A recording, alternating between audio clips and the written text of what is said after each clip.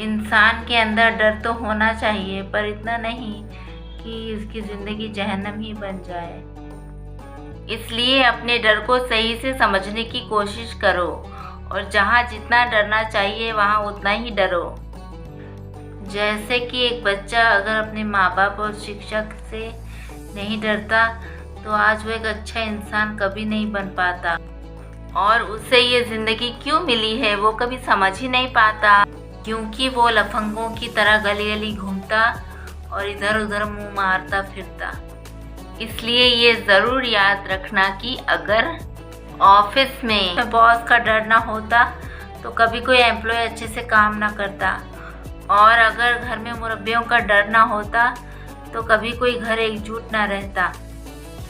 इसलिए बस याद रखना कि डर की होती है दो परिभाषा, कहीं हमें डरना चाहिए कम तो कहीं हमें डरना चाहिए ज़्यादा।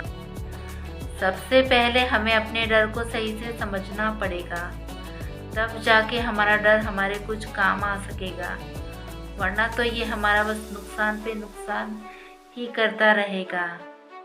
वैसे ये इंसान भी बड़ा कंफ्यूज रहता है, क्योंकि जहाँ उसे बनना चाहिए पहलवान वहीं वो झट से लेता है अपनी हार मान, और जहाँ उसे हार जाना चाहिए वहीं वो दिखाता है अपना सीना तान।